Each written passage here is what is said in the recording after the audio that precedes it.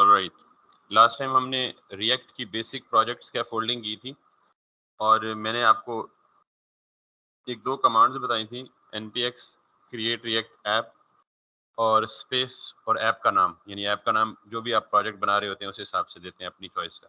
और उस कमांड के रन होने पे हमें ये बेसिक प्रोजेक्ट स्कैफोल्डिंग होके मिली। प्रोजेक्ट स्कैफोल्डिंग में किसको बोलता हूँ? ये जो बेसिक फोल्डर स्ट्रक्चर वो बना के देता है।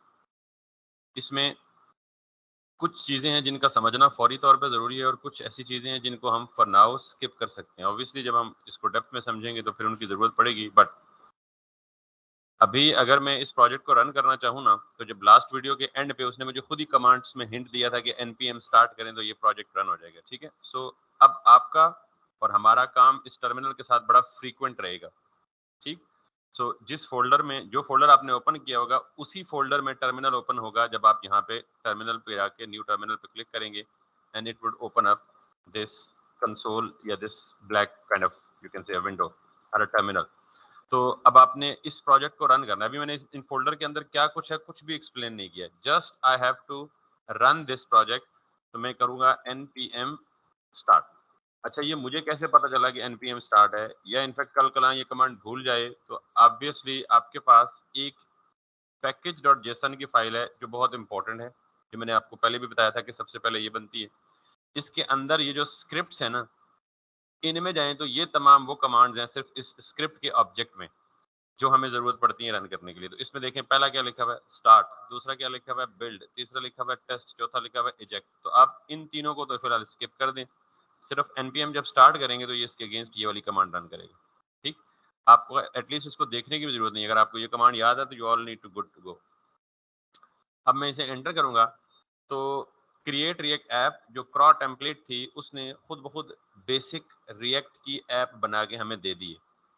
और उसके लिए जितना भी कुछ रिक्वायर्ड फ़ोल्डर स्ट्रक्चर था या फाइल्स थी, वो उसने बिहाइंड द सीन खुद ही बना ली। अब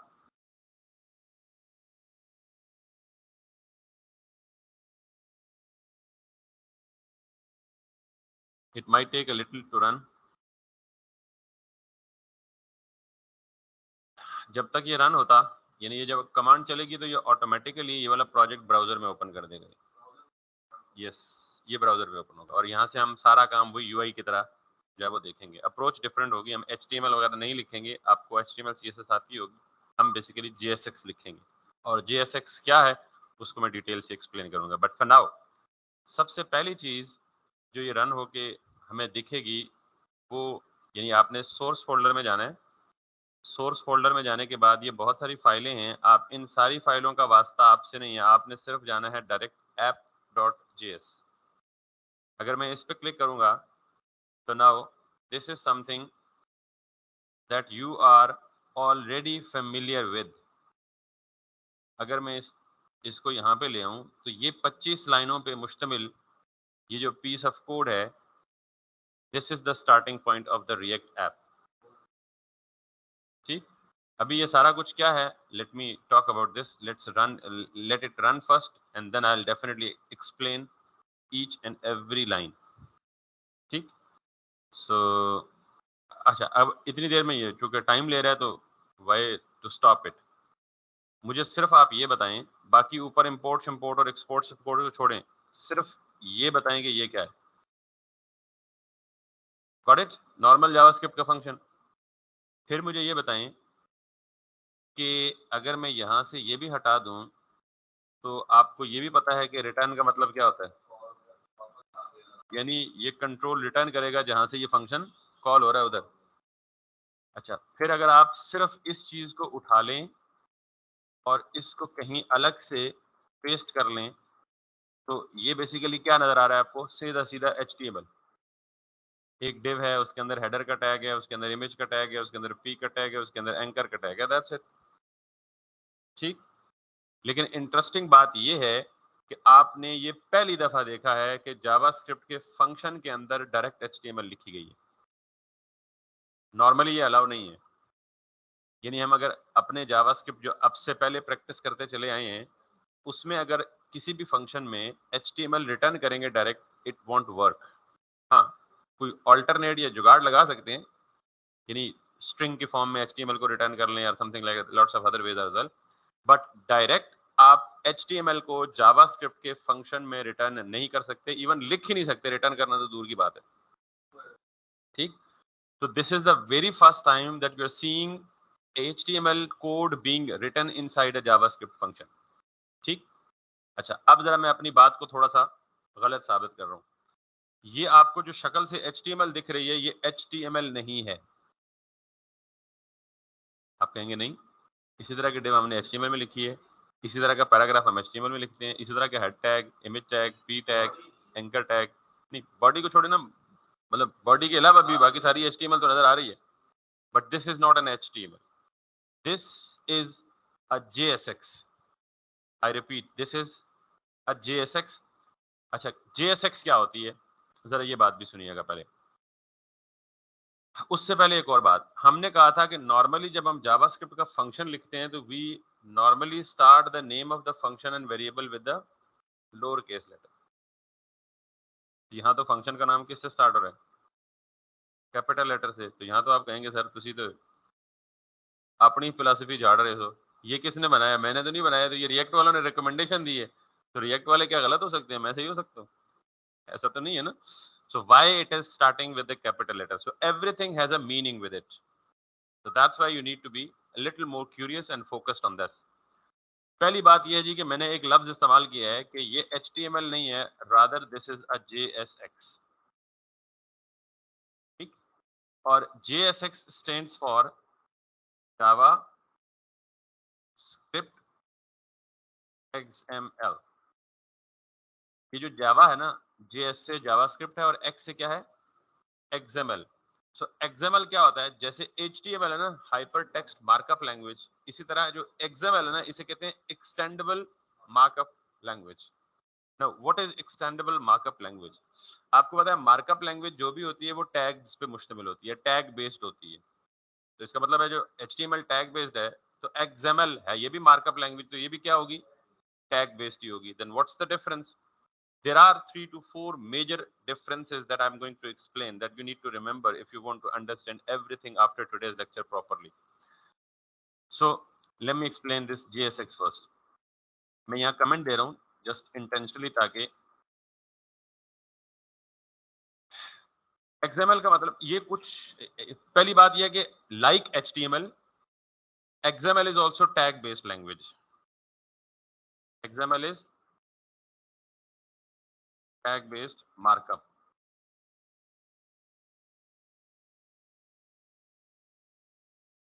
ठीक, लेकिन आपने कभी सोचा होगा, कभी देखा होगा और बहुत दफा एक्सपीरियंस भी किया होगा कि HTML में अगर किसी ओपनिंग टैग का क्लोजिंग टैग जान के या गलती से हमसे मिस हो जाए तो HTML माइंड नहीं करती, HTML एरर नहीं देती। HTML बाकी चीजें नॉर्मली एग्जीक्यूट हो सकता है, आउटपुट पे कोई थोड़ा बहुत फर्क करे, लेकिन कोई एरर शेरर नहीं आता। XML is very strict in that every tag must have closing tag with it।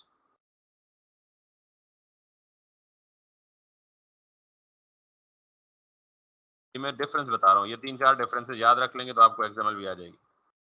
पहला डिफरेंस क्या है, एवरी टैग मस्ट हैव अ, जो कि HTML में कंप्रोमाइजेबल है।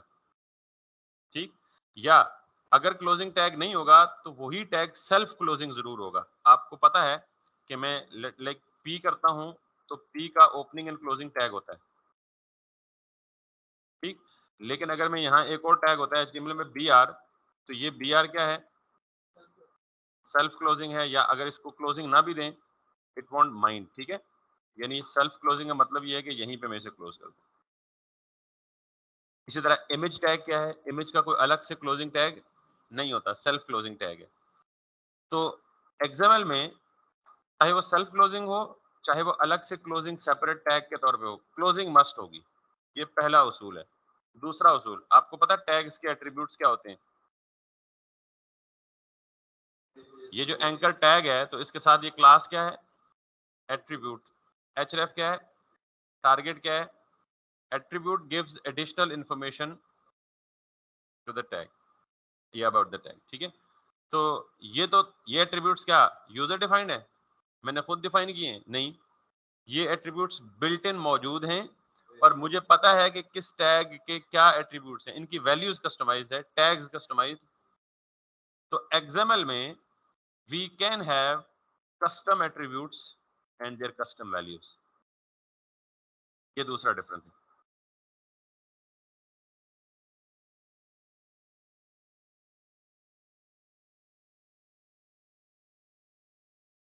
समझ आ गई? तो ये दो रूल्स बहुत हैं फिलहाल, बाकी जिक्र हुआ तो हम उसको आगे भी चलेंगे।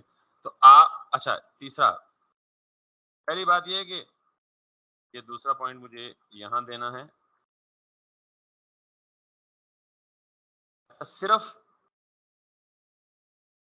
एट्रीब्यूट्स ही कस्टम नहीं है, एक्सएमएल में आप अपने कस्टम टैग बना सकते हैं। इससे पहले कभी कभी आपने एचटीएमएल में अपना टैग बनाया? आप वही टैग यूज करने पे मजबूर हैं जो टैग्स कौन देता है आपको? एचटीएमएल की लैंग्वेज खुद देती है। एक्सएमएल में ऐसा नहीं है, एक्सएमएल में आपके खुद अपने टैग हो सकते हैं। You can define your own tags.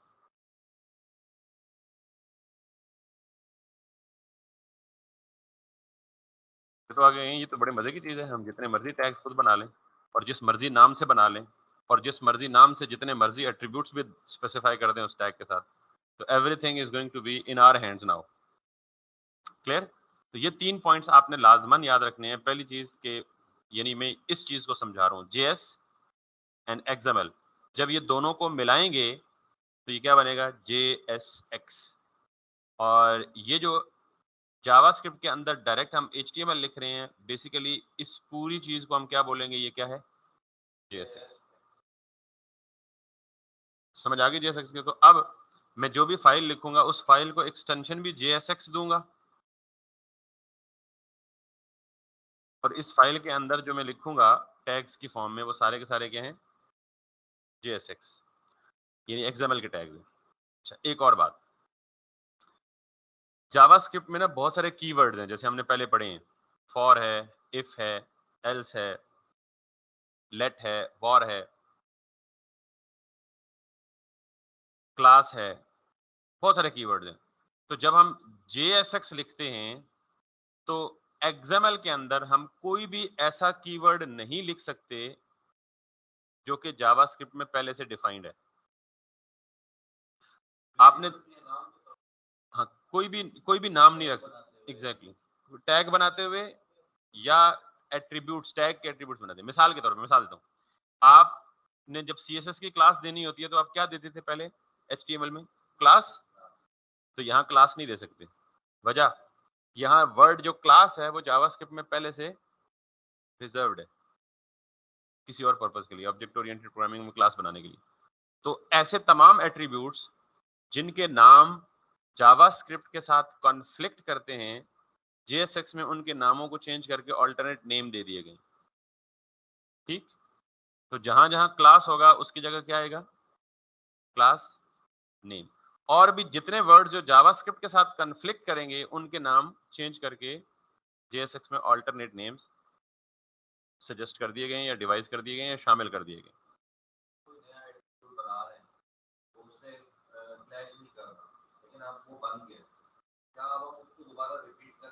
नहीं, नहीं, उसको लेट्स सपोज एक ही टैग के लिए नहीं कर सकते, किसी दूसरे टैग के लिए वही कर सकते हैं, क्योंकि आपका अपना बनाया हुआ वो बिल्ट इन तो नहीं हो गया ना, वो तो यूजर डिफाइंड ही है। तो उसी टैग के लिए नहीं कर सकते, किसी दूसरे टैग के लिए वही नाम यूज कर सकते। यहां तक बात समझ आ गई है?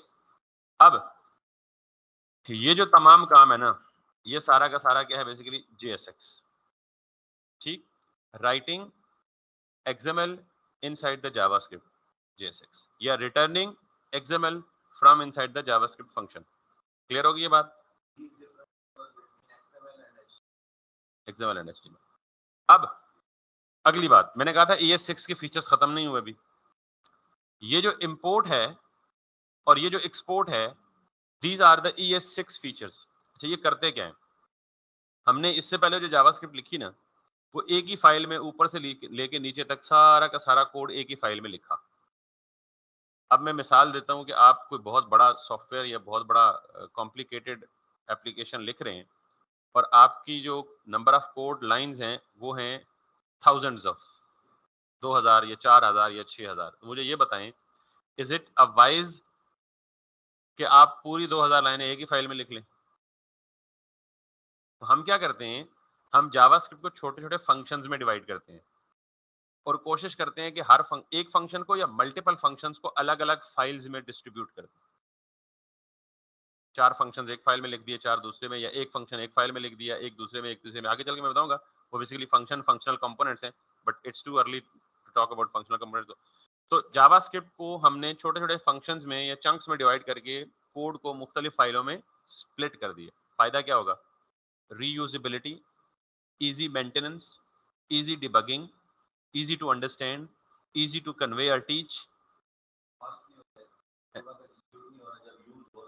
Exactly. And there are tons of benefits of that. ये जो लफ्ज import है ना, इसका मतलब ये हुआ है कि आपने कुछ फंक्शनैलिटी किसी और फाइल में लिख कर रखी है, उस फाइल के अंदर लिखी हुई फंक्शनैलिटी आपको इस फाइल के अंदर चाहिए।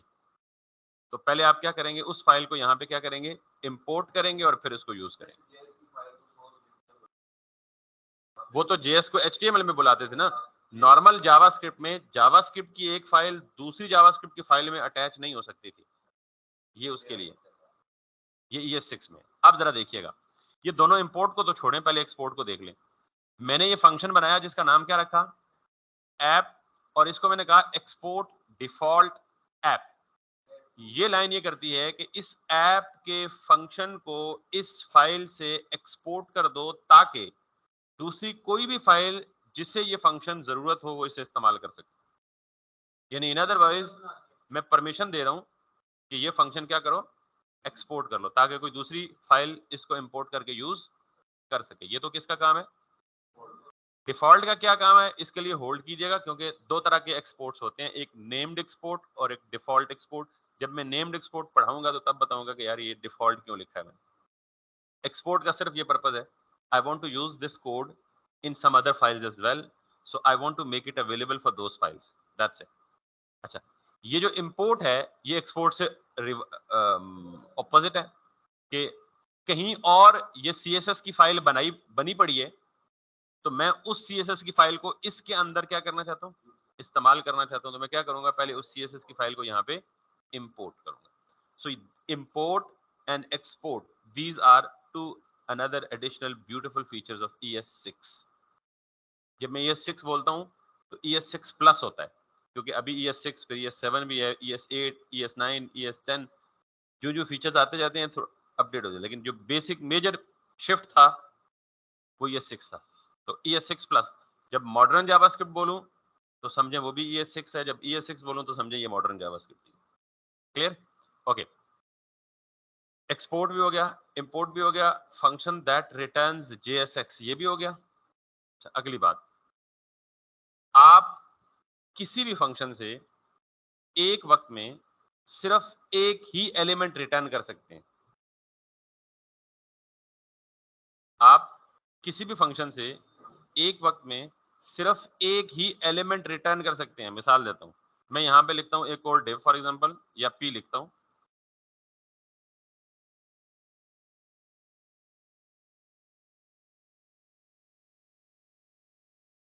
सारा कबाड़ा कर दिया उसने।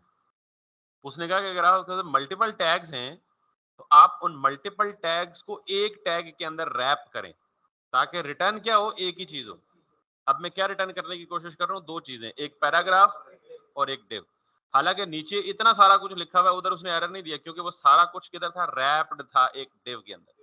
ये एक अनदर अगेन एक रूल है कि whenever you want to return anything from JavaScript function या whenever you want to return XML, you only are allowed to return one single thing। ठीक, अब अगर मुझे ये दोनों चीजें रिटर्न करनी है तो मैं क्या करूंगा, इस पूरे को कट करके इसको फर्दर एक टैग में रैप कर दूंगा, फिर ये मसला नहीं करेगा। अब इधर भी रैप करूं, कल दूसरा फंक्शन बनाऊंगा उधर भी रैप करना पड़ेगा, तीसरा फंक्शन बनाऊंगा उधर भी रैप करना पड़ेगा। तो रैपिंग के लिए तो इतने सारे टैग्स एडिशनल हो जाएंगे। तो मैं इतने ज्यादा एडिशनल टैग्स को, जिनका काम सिर्फ ये है कि रैपिंग करने के लिए, तो हम ये कोशिश करते हैं कि कम से कम टैग्स को इस्तेमाल किया जाए। तो इसके लिए एक काम तो यानी मैं ये कर सकता हूं कि मैं यहाँ पे लिखूं डिव और इन दोनों p और अंदर वाली डिव को इधर रख दूं, एरर हैज गॉन। लेकिन मैं ये डिव्स इस्तेमाल नहीं करना चाहता, तो फिर रिएक्ट हमें एक फीचर देती है कि आप ये एम्प्टी टैग्स दे दें। तो इस एम्प्टी टैग से क्या होगा, ये रैप भी कर देगा और डॉम में एडिशनल टैग को बनाएगा भी नहीं। यानी डॉम में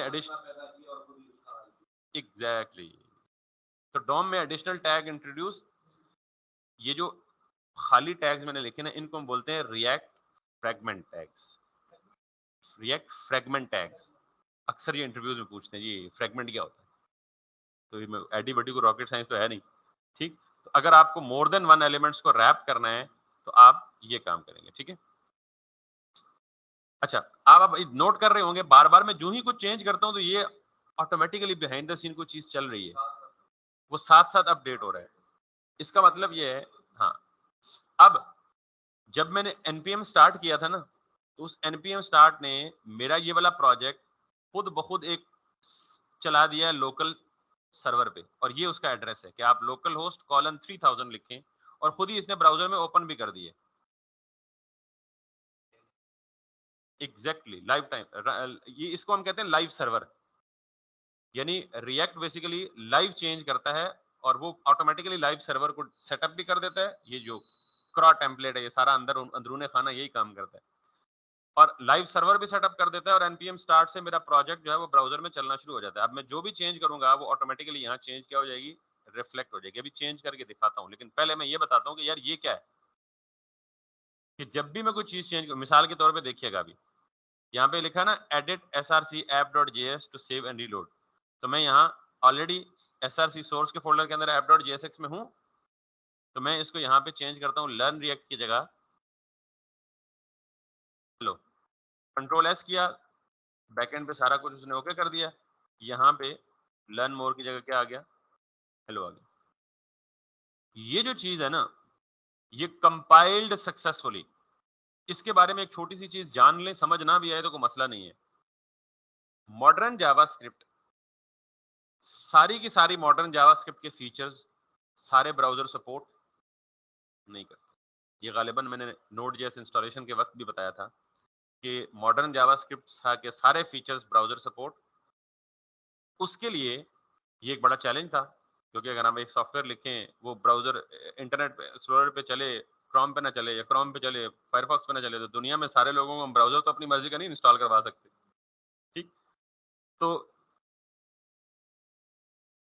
रिएक्ट क्रॉ टेम्पलेट सेटअप के दौरान बिहाइंड द सीन एक चीज होती है जिसे हम कहते हैं बेबल, और दूसरी चीज होती है वेब पैक। ये खुद ब खुद रिएक्ट सेटअप कर देता है। अब क्योंकि ये चीजें खुद एक बहुत बड़ा समंदर है, तो इनको एक्सप्लेन मैं नहीं करूंगा, और सच्ची बात है मुझे खुद इनकी पूरी एक्सप्लेनेशन या इनकी पूरी उसकी समझ भी नहीं है, ठीक है। नहीं ये बाइबल नहीं है सर। तो बेबल क्या है, ये जावास्क्रिप्ट कंपाइलर है, और कंपाइलर का मतलब आपने अगर कोई बेसिक प्रोग्रामिंग लैंग्वेज भी पढ़ी है तो आपको पता ही होगा। ये करता क्या है, ये जावास्क्रिप्ट के वो तमाम फीचर्स जो मॉडर्न जावास्क्रिप्ट में, उनको कंपाइल करके बैकवर्ड कंपैटिबल जावास्क्रिप्ट यानी नॉर्मल स्टैंडर्ड जावास्क्रिप्ट में कन्वर्ट कर देता है। हाँ, तो बेबल क्या करता है, मॉडर्न जावास्क्रिप्ट के जितने भी फीचर्स हैं उनको प्लेन जावास्क्रिप्ट में कन्वर्ट करके वो प्लेन जावास्क्रिप्ट सारे ब्राउजर अंडरस्टैंड कर पाते हैं।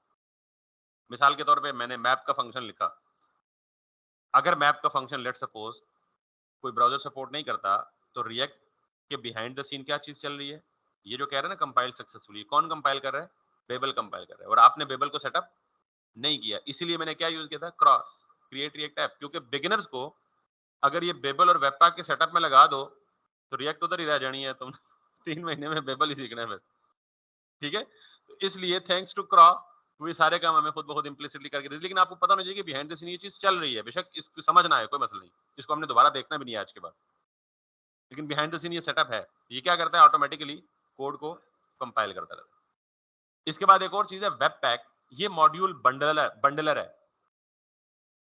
मॉड्यूल बंडलर का क्या है, ये शक्ल से जाहिर है कि आप जावास्क्रिप्ट भी यूज करते हैं, एचटीएमएल भी अपने में जावास्क्रिप्ट की बहुत सारी फाइलें यूज करते हैं, तो ये webpack bundler behind the scene चलता रहता है। ये क्या करता है, सारी फाइल्स को बंडल करके एक फाइल रख देता है। बंडलिंग का मतलब ये दोनों चीजें ऑटोमेटिक क्रॉ टेम्पलेट सेटअप कर लेती है, और ये बिहाइंड द सीन चल रही होती है, we don't need to take tension of it. इसलिए मैंने दोनों को क्लोज कर दिया, खाली शक्ल दिखाई कि कहीं आप सुने बेबल क्या होती है तो आप उनके मुंह की तरफ ना देखें जी बेबल क्या होती है, या कोई पूछे तो, या कोई पूछे जी वेब पैक क्या नाम है, सर ने तो 3 महीने में वेब पैक का जिक्र ही नहीं किया। ठीक होगी बात। एनीवेज, तो मैंने आपको सिर्फ एक फाइल विच इज app.jsx और इसमें जितनी चीजें हैं वो सारी बता दी हैं। अब यहाँ ये जो इंपोर्ट हो रहा है, ये क्या इंपोर्ट हो रहा है, logo.svg, एक इमेज फाइल इंपोर्ट हो रही है। यहाँ नॉर्मली हम इमेज नहीं लगाते जैसे ट्रेडिशनली अपनी नॉर्मल एचटीएमएल में लगाते, यहाँ क्या करेंगे, इमेज की फाइल को इंपोर्ट करेंगे, एक वेरिएबल में सेव करेंगे और उस वेरिएबल को सोर्स में जाके यूज करेंगे। ये करली ब्रैकेट्स क्या है, इनकी तरफ आता हूँ। फिर इसी तरह CSS जो मैंने लिखी है app.css, ये इसी फोल्डर के अंदर फाइल पड़ी है। CSS बिल्कुल वही है जो हम नॉर्मल लिखते चले आए हैं, लेकिन यहाँ CSS को बजाय जिस तरह हम नॉर्मल HTML में इंक्लूड करते थे, उसके बजाय हम क्या करेंगे, इसको इंपोर्ट और उसके बाद पाथ देने उस CSS की फाइल। यहाँ तक भी बात समझ आ गई है? अच्छा, अब मैं इसको भी बंद करता हूँ और मैं यहाँ से सब कुछ खत्म कर देता हूँ और मैं वापस जाता हूँ तो ब्राउजर मेरा बिल्कुल नीट एंड क्लीन होगा। क्लियर होगी बात? बेसिक्स समझ आ गई हैं? अब बारी है जी, आप मुझे कहेंगे जी ये बाकी सारी कहानियां तो आपने समझा दी हैं, पर ये कैपिटल से क्यों स्टार्ट हो रहा है ये नहीं समझा दी। अच्छा, वैसे मैं आपको कहूँ इसको लोअर केस से भी स्टार्ट कर देंगे तो शायद ये कोई ऑब्जेक्शन ना करे, लेकिन कन्वेंशन ये है कि आप हमेशा क्या करेंगे, फंक्शन का नाम रिएक्ट में, फंक्शन का नहीं, अभी तक मैं फंक्शन बोल रहा हूँ बट ये है कंपोनेंट, तो मैं जब कंपोनेंट बताऊंगा फिर मैं बताऊंगा फंक्शन, नॉर्मल फंक्शन और कंपोनेंट में क्या फर्क है। एनीवे, जो भी जो भी फंक्शन JSX रिटर्न करे वो नॉर्मल फंक्शन नहीं है, उसको हम क्या बोलेंगे, फंक्शनल कंपोनेंट। क्या बोलेंगे? अब आप कहेंगे जी फंक्शनल कंपोनेंट क्या होता है। अच्छा, पहली बात तो ये सुन लें कि अगर नॉर्मल फंक्शन होगा तो उसका नाम हमेशा लोअर केस में स्टार्ट होगा और वो कैमल केस वाली नोटेशन को फॉलो करेगा।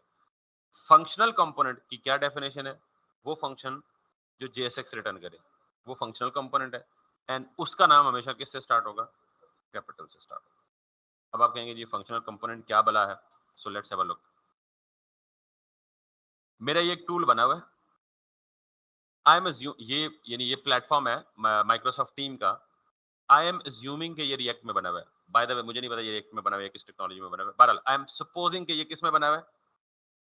रिएक्ट ये कहती है कि इंस्टेड ऑफ, जैसे हम HTML में लिखते थे ना पूरा ऊपर से नीचे तक एक पेज का पूरा डिजाइन जो है वो एक ही फाइल में HTML index.html में लिखते थे, फिर अबाउट का पेज आता था तो उसके लिए पूरा पेज सारा अबाउट का, समझ आई बात। हम अब रिएक्ट में जो डिजाइन बनाते हैं उसकी हम मॉड्यूलर अप्रोच लेके चलते हैं। Now what does modular approach means कि आपका ये जो टॉप पे, पहले मैं जरा इसको, ये जो टॉप पे आपकी बार है ना, फॉर एग्जांपल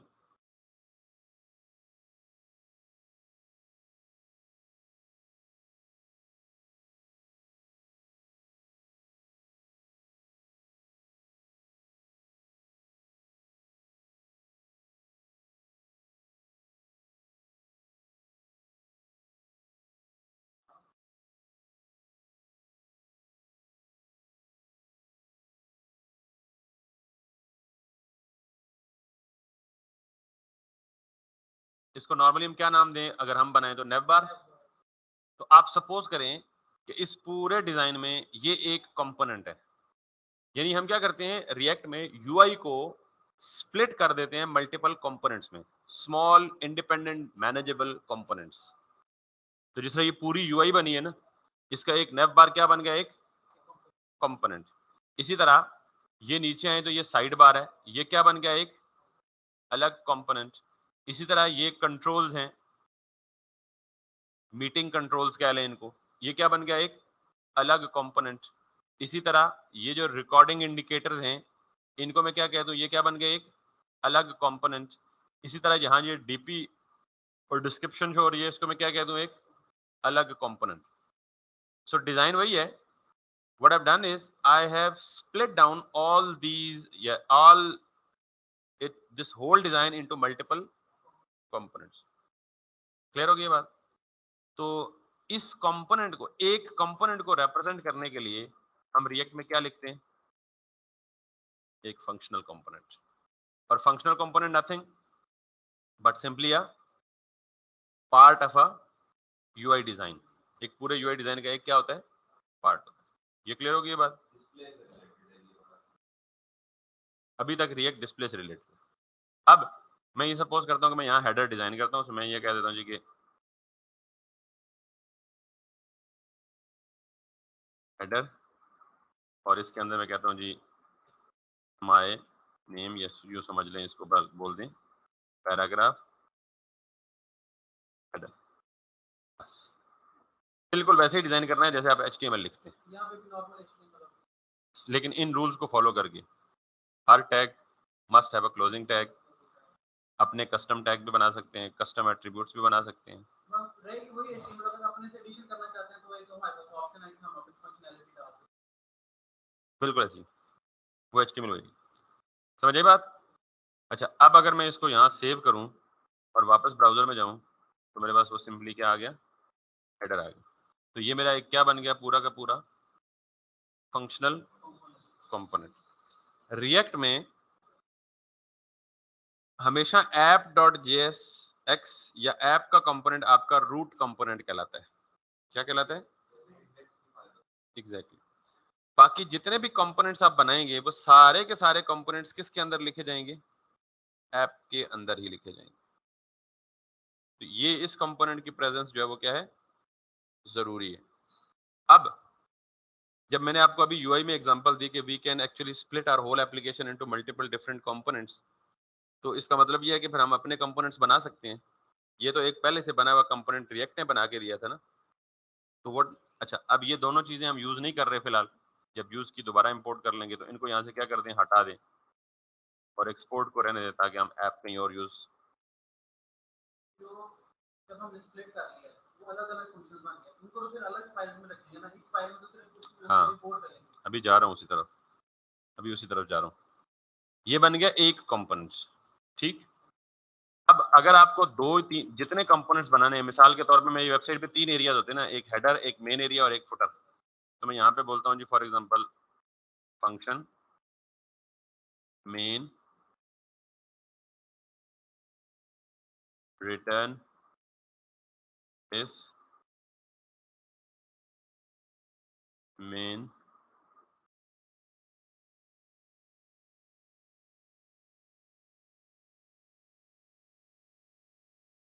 तो कोई रॉकेट साइंस तो नहीं है ना, सिंपली मैंने बिल्कुल इसी की तरह का एक फंक्शन बनाया।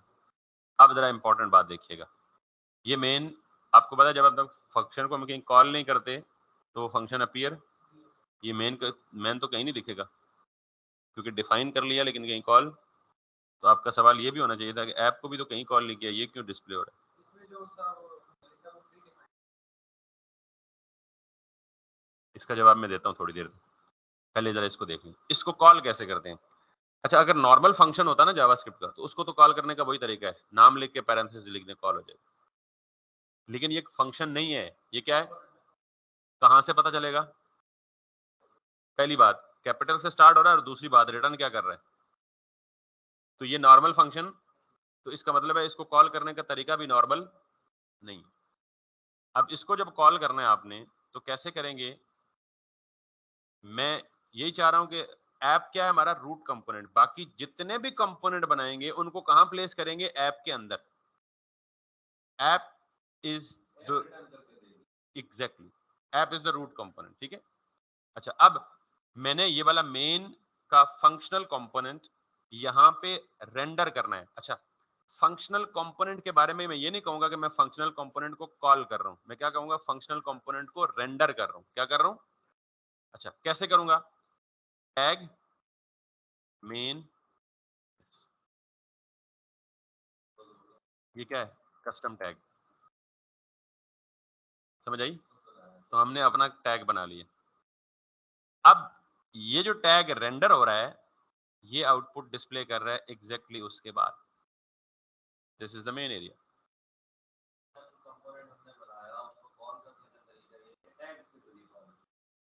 यूं समझ लें कि फंक्शनल कंपोनेंट्स आपका कस्टम टैग है। अच्छा, अब ये मेन हो गया, मैं यहाँ पे एक और फंक्शनल कंपोनेंट बनाता हूँ, function footer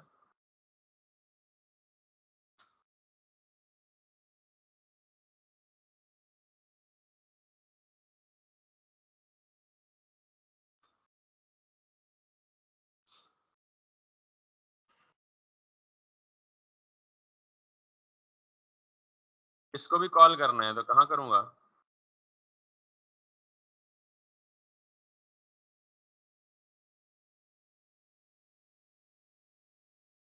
that's the philosophy. मुश्किल तो नहीं है ना? It's damn simple. अब सवाल ये है कि अगर ये 2-4 कंपोनेंट है तो फिर तो कोई मसला नहीं है कि फाइल में लिख लें। लेकिन एक पूरी एप्लीकेशन में 2-4 कंपोनेंट तो नहीं होते। 2-400 हो सकते हैं। अगर कोई लॉन्ग कॉम्प्लेक्स एप्लीकेशन, अदरवाइज 12, 15, 20, 2 दर्जन, 3 दर्जन, 4 दर्जन इतने कंपोनेंट्स तो लाजमी होते हैं। तो हमें इन कंपोनेंट्स को बेहतरीन तरीके से ऑर्गेनाइज करना होता है। अगर हम एक ही फाइल में लिखना होता तो फिर इतना तरद्दुद करने की जरूरत क्या थी? अब हम क्या करेंगे? हर कंपोनेंट को या हर फंक्शनल कंपोनेंट के लिए एक अलग फाइल होनी चाहिए, या हर फंक्शनल कंपोनेंट के लिए एक अलग फाइल होनी चाहिए। अच्छा, उसके लिए मैं क्या करूंगा? सोर्स के अंदर आके आप बगैर फोल्डर क्रिएट किए भी बना सकते हैं। मैं सारे कंपोनेंट्स को ऑर्गेनाइज करने के लिए यहाँ क्या नाम देता हूँ? कंपो NENTS, कंपोनेंट्स का एक फोल्डर बना देता हूँ। इस कंपोनेंट के फोल्डर के अंदर 2 फोल्डर बना देता हूँ, मेन और तीसरा हेडर भी। यानी मैं इसको भी यहाँ हेडर लिखने के बजाय मैंने कहा था कि ऐप कंपोनेंट रूट का लगेगा और रूट कंपोनेंट के अंदर कोई एक्स्ट्रा रॉकेट साइंस नहीं लिखनी। ऐप कंपोनेंट के अंदर सिर्फ बाकी कंपोनेंट्स रेंडर होने चाहिए, इसके अंदर खुद कोई डिजाइनिंग। तो मैं इसको कट करता हूँ और इसके लिए भी क्या बना देता हूँ यहाँ पे एक,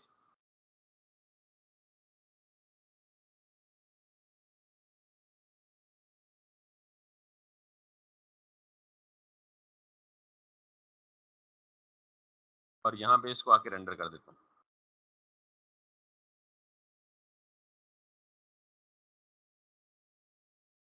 तो ऐप के अंदर मैं क्या कर रहा हूँ? सिर्फ रेंडर कर रहा हूँ, बाकी उसमें कोई रॉकेट साइंस। अब क्योंकि ये 3 फंक्शन हुए हैं तो आप देख लें कितना को गंभीर सा सिचुएशन लग रही है। तो अगर 300 हो तो फिर तो मसला ही। तो मैं कंपोनेंट्स के फोल्डर के अंदर 3 नई फाइल्स बनाऊंगा। एक को कहूंगा header.jsx। अगर आपको याद हो तो इससे पहले मैंने आपको कहा था कि कभी भी फाइल और फोल्डर को कैपिटल नेम नहीं देना। कन्वेंशन है, पाबंदी नहीं है, लेकिन मैंने पाबंदी लगाई हुई थी आप।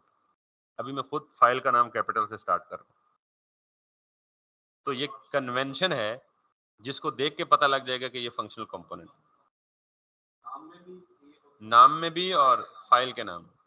और आप कोशिश करें कि एक्सटेंशन दे दें JSX, it gives more meaning. Otherwise JS extension भी देंगे, that would work fine, but JSX actually does convey the complete meaning that we are going to write the JSX inside that particular file. Enter कर दिया। अब ये जो header है इसको मैं यहां से करूंगा कट और हेडर डॉट JSX में आगे करूंगा पेस्ट।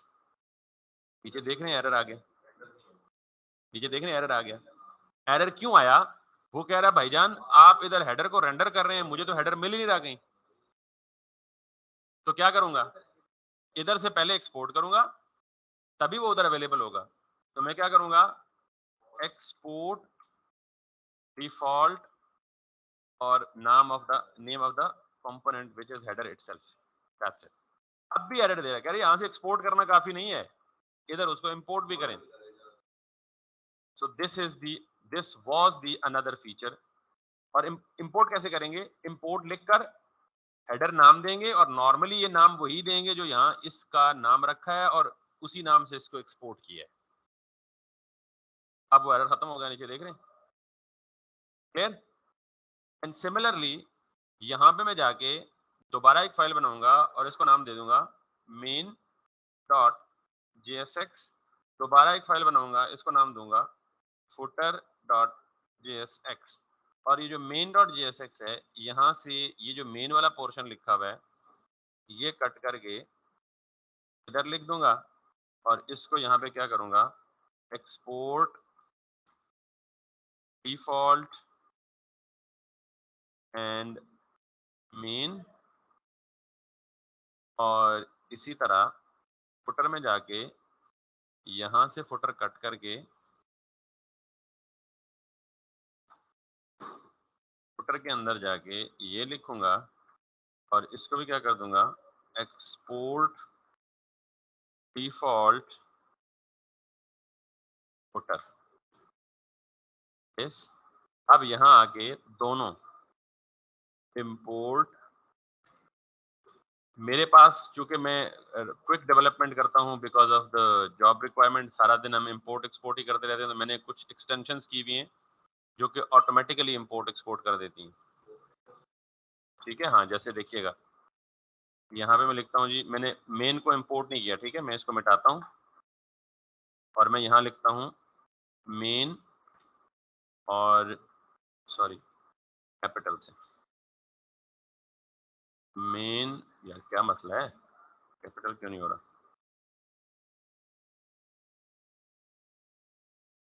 मेन, क्या बकवास है यार।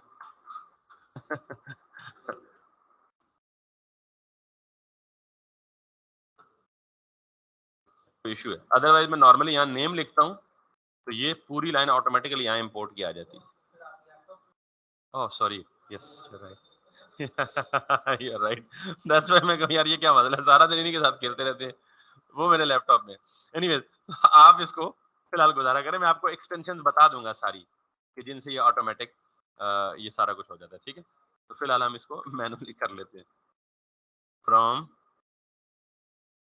कंपोनेंट्स का फोल्डर, उसके अंदर मेन का कंपोनेंट, ठीक, इसी को यहाँ पे करें और यहाँ भी फुटर लिख दें और यहाँ भी फुटर। अच्छा, एक बात आप नोट कर रहे होंगे कि जब मैं इंपोर्ट कर रहा होता हूँ तो मुझे फाइल की एक्सटेंशन देने की जरूरत, मैंने यहाँ हेडर डॉट जेएसएक्स नहीं लिखा क्योंकि इसको पता है जावास्क्रिप्ट की फाइल के अंदर है और जो इंपोर्ट करेंगे वो भी जावास्क्रिप्ट ही करेंगे, तो मुझे इसकी एक्सटेंशन देने की जरूरत, हाँ, एनीथिंग अदर देन जेएसएक्स या जेएस है तो वो उसकी एक्सटेंशन देने की जरूरत पड़ेगी। इमेज हो गया, सीएसएस हो गया, कुछ और इंपोर्ट करेंगे तो उसकी एक्सटेंशन देने की जरूरत पड़ेगी। Anyway, so I have imported all these three files and I have used them. I have rendered them as a tags and these are the custom tags.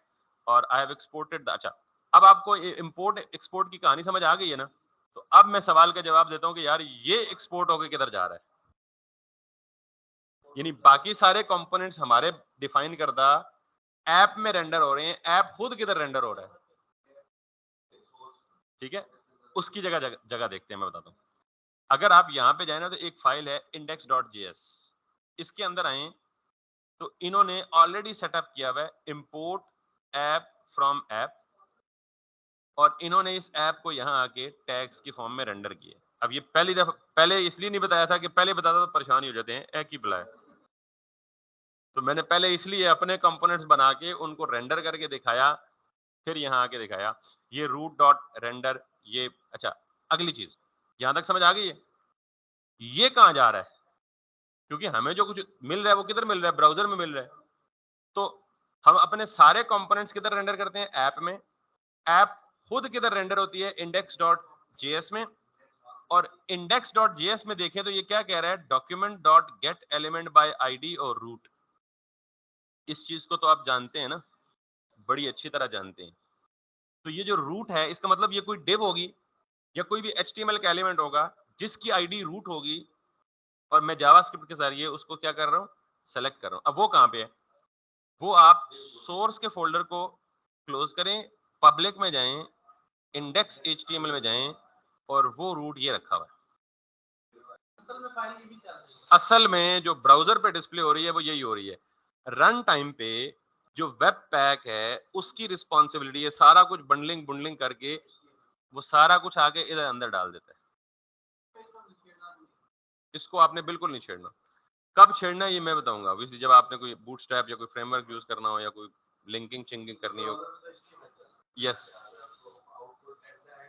At the end HTML मिलेगा। तो अब आप इसको पता होना चाहिए कि यार ये रूट किधर है और ये फ्लो किधर से किधर जा रहा है, लेकिन इसकी जरूरत फिलहाल हमें हमें फिलहाल किसकी जरूरत है? app.jsx and above. अबव का मतलब इसके आगे जितने भी कंपोनेंट्स बनाएंगे उन सब के लिए पेरेंट कौन होगा? ऐप। ऐप खुद किधर रेंडर हो रहा है? इंडेक्स में यहाँ पे आगे, और ये किधर रेंडर हो रही है? index.html में जाके। क्लियर? अब मैं यहाँ से कुछ फाइलें एक्स्ट्रा हैं जो मुझे नहीं चाहिए वो मैं डिलीट कर रहा हूँ, आप भी कर लीजिएगा एहतियातन। मैं यहाँ से एक तो ये फाइल इसलिए डिलीट कर रहा हूँ कि ये कंफ्यूज ना करें हमें, जब हमें जरूरत होगी तो हम इनको वापस लेंगे। एक ये डिलीट कर रहा हूँ, एक ये भी डिलीट कर रहा हूँ, एक इमेज लोगो जो डिफॉल्ट वो रोटेट कर रहा था रिएक्ट का वो भी डिलीट कर रहा हूँ, और एक ये भी डिलीट कर रहा हूँ। तो you are left with only few files inside the source, app.css app.jsx, index.css और index, ये 4 फाइलें आपकी, यानी एक ऐप और एक इंडेक्स, दोनों के CSS के साथ।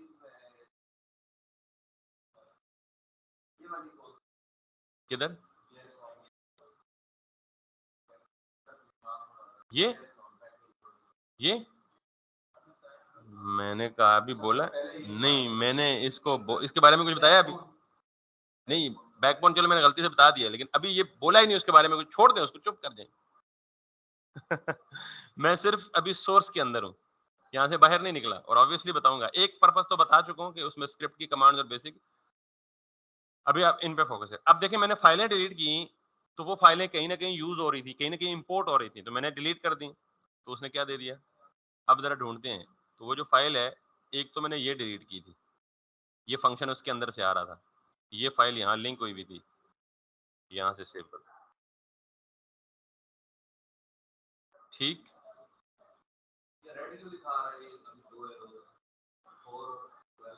ये इस नहीं डिलीट नहीं किया, इनफैक्ट इसको हट जाना चाहिए। वैसे ये अभी तक यही इंडिकेशन शो कर रहा है कि यहाँ कुछ डिलीट हुआ है, ये थोड़ी देर बाद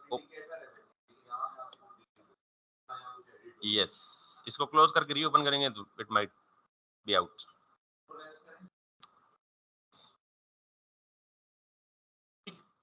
यहाँ तक कोई मसला तो नहीं है, और मेरे ख्याल में यहीं पे स्टे करें हम, कि आपको ये समझ आ गई है कि आपने कैसे कंपोनेंट बनाना है और आपने कैसे उस कंपोनेंट को रेंडर करना है अपनी दूसरी फाइलों में जाके। XML क्या होता है, JSX क्या होता है, फंक्शनल कंपोनेंट क्या होता है। अब आपको फंक्शन और फंक्शनल कंपोनेंट में फर्क क्या है। फंक्शन क्या होता है, it is generally used for general competitions, general competitions, और फंक्शनल कंपोनेंट का ताल्लुक UI से है। फंक्शनल कंपोनेंट UI करता है और फंक्शन क्या करता है, लॉजिक एग्जीक्यूशन या कंप्यूटेशन। फर्क समझ आ गया। Functional component function, component component render, JSX, XML के रूल्स, कस्टम टैग्स, और रिएक्ट का बेसिक स्ट्रक्चर, स्कैफोल्डिंग का introduction. Will be resuming it from Monday इंशाल्लाह। और अब हम एक स्मूथ ट्रैक पे हैं। We know the basics JavaScript, we know the modern JavaScript introduction, we know the projects के folding of React, we know how to construct the components. Monday को मैं कोशिश करूंगा कि एक प्रॉपर लेआउट लूं और एक लेआउट में खुद सारा डिजाइन करूं रिएक्ट में, और इसी बहाने सारे कॉन्सेप्ट साथ साथ डिस्क्राइब हो जाएंगे। उसके बाद आपको टास्क दूंगा इससे रिलेटेड। जितनी बेसिक्स हम पढ़ चुके हैं और मॉडर्न पढ़ चुके हैं, वो सारी की सारी यूज होंगी और डेली बेसिस पे यूज होंगी। जो 45 क्वेश्चन की असाइनमेंट आपको दी है, वो कोशिश करें कि वो साथ साथ करें। ग्रुप में मौजूद, अगर आप ग्रुप में हैं, वो रीशेयर कोई कर देगा उसी ग्रुप में। 45 JavaScript question starting from absolute basic, gradually moving up. 45वें तक जाएंगे तो आपको अच्छे खासे दिमाग खुल जाएंगे, आई मीन कॉन्सेप्ट वाइज। उसको भी करें साथ साथ और इसको भी करें, तो इंशाल्लाह मंडे को हम प्रॉपर सीट बेल्ट बांध के तो टेक ऑफ करेंगे।